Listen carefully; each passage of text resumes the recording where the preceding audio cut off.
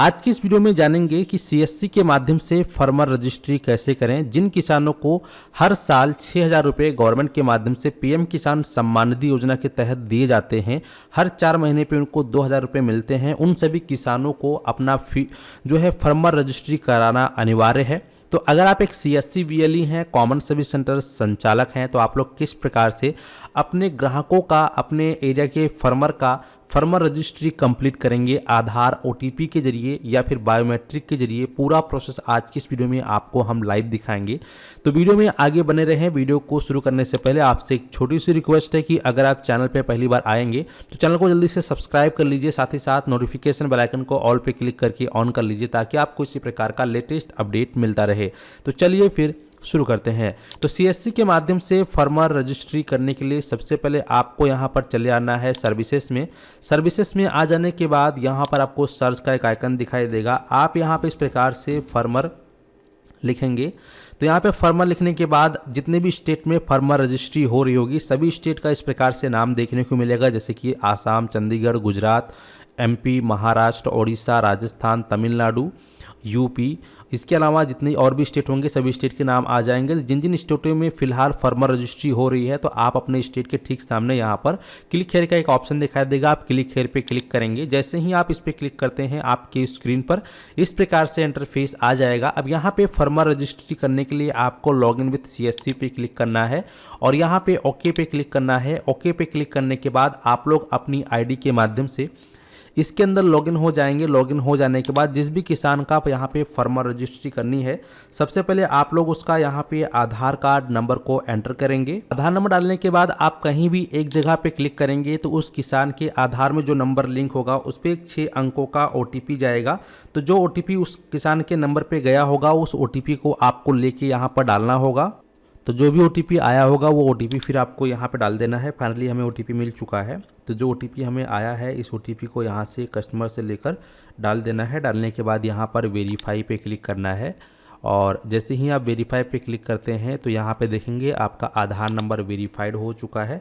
आधार number verified हो जाने के बाद कस्टमर का जो भी मोबाइल नंबर होगा उस मोबाइल नंबर को भी यहाँ पर आपको प्रॉपर सही से फिल करना है।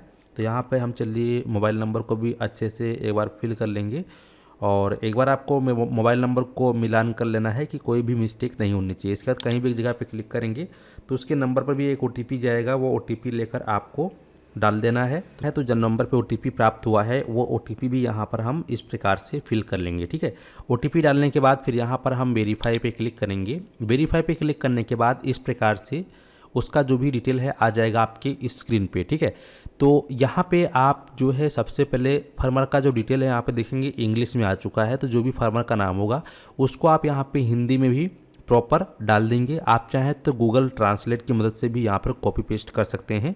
ठीक है, इस जगह पे। इसके बाद यहाँ पर जेंडर जो है सेलेक्टेड रहेगा, उसका कैटेगरी क्या है। तो जो भी कास्ट कैटेगरी होगा वो कैटेगरी फिर आपको यहाँ पे डालना होगा। तो जैसे कि यहाँ पर आप क्लिक करेंगे तो जो भी उसकी कास्ट कैटेगरी होगी ओबीसी, एसटी, जनरल जो भी है वो आप यहाँ पे उससे कस्टमर से पूछ लेंगे। पूछने के बाद यहाँ पे आप दे देंगे। तो इस प्रकार से हम दे देंगे।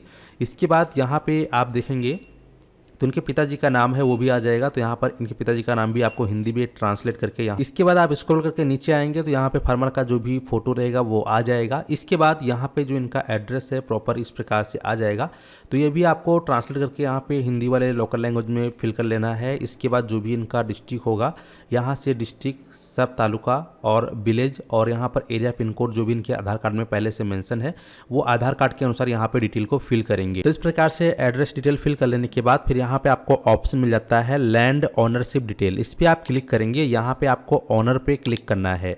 ऑनर पे क्लिक करने के बाद आपको स्क्रॉल करके नीचे आना है। आएंगे तो यहाँ पर आपको मिलता है लैंड डिटेल्स का। ठीक है, फैच लैंड डिटेल। इस पे क्लिक करके सबसे पहले आप उसका यहाँ पर डिस्ट्रिक्ट, सब डिस्ट्रिक्ट और विलेज चूज कर लेंगे जहाँ पर उसकी ज़मीन है। से उसका डिस्ट्रिक्ट, सब डिस्ट्रिक्ट, विलेज चूज करने के बाद सर्वे नंबर यानी गाटा संख्या आपको यहाँ डालना है। सबमिट पे आपको क्लिक करना है। सबमिट पे क्लिक करने के बाद यहाँ पे आप क्लिक करेंगे तो जितने भी इस गाटा संख्या में ओनर हैं उन सभी ओनर का आपको नाम देखने को मिल जाता है।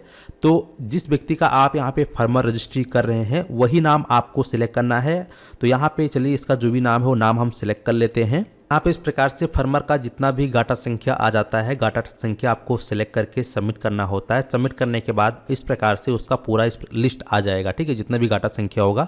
अब यहाँ पे आ जाने के बाद आपको यहाँ पर वेरीफाई ऑल लैंड पे क्लिक कर देना है। वेरीफाई ऑल लैंड पे क्लिक करने के बाद इस पर आपको ग्रीन टिक लग जाएगा। ग्रीन टिक लग जाने के बाद फिर आपको स्क्रॉल करते हुए नीचे आना है। स्क्रॉल करके नीचे आने के बाद यहाँ पे आपको दो ऑप्शन दिखता है, फार्मर कंसेंट का और यहाँ पे ऑपरेटर डिक्लेरेशन का। इस पर आप क्लिक करेंगे।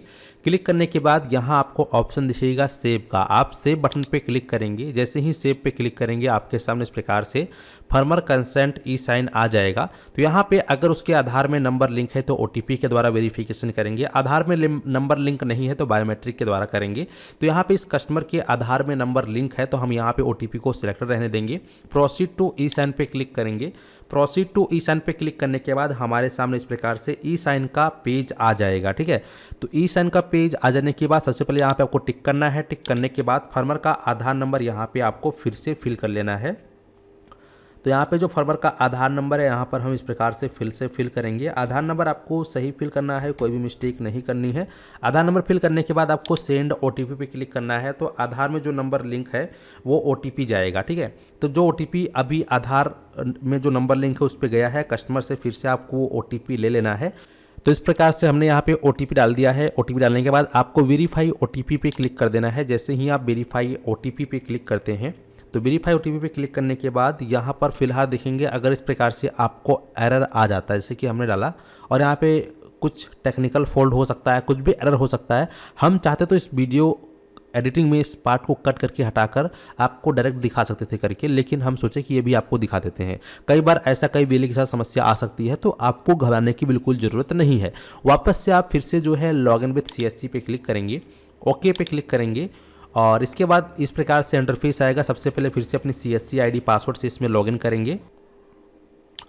तो जैसे इस पर क्लिक करेंगे देखेंगे हमारे सामने इस प्रकार से इंटरफेस आएगा, कंटिन्यू एडिटिंग। आपको कंटिन्यू एडिटिंग पे क्लिक कर देना है। इस पर क्लिक करने के बाद अब यहाँ आपको कुछ नहीं करना है, आपने पहले से सभी डिटेल डाल रखा तो वो सेव हो चुका है, ठीक है।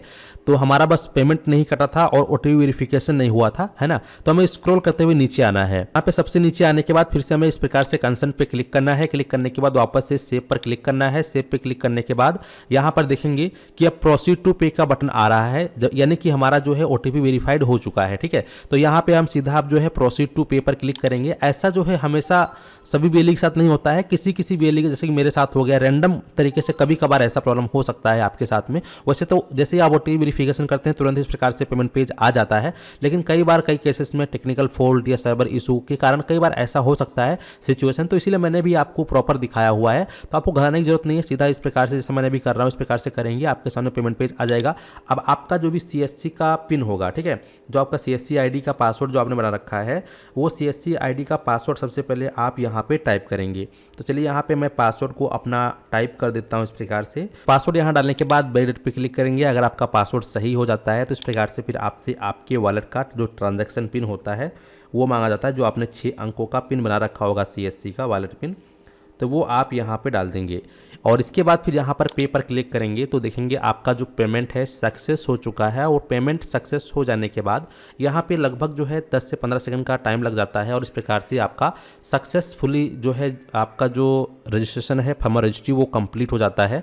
और यहाँ पे आपका इस प्रकार से आपकी स्क्रीन पे आ जाता है। अब यहाँ पे आप डाउनलोड PDF पे क्लिक करेंगे तो आपका जो फार्मर रजिस्ट्रेशन स्लिप है इस प्रकार से डाउनलोड होकर आ जाएगा आपकी स्क्रीन पे। अब आपके पास अगर प्रिंटर कनेक्टेड है तो इसको आप प्रिंट करके कस्टमर को तुरंत ही प्रोवाइड कर देंगे। अपने पास इसको मत रखें, तुरंत ही कस्टमर को आप प्रूफ के लिए उसको प्रिंट आउट निकाल कर दे दीजिए, ठीक है। तो इस प्रकार से दोस्तों आप लोग बहुत ही आसानी से जो है फार्मर रजिस्ट्री कर सकते हैं अपने CSC सेंटर के माध्यम से CSC ID के द्वारा।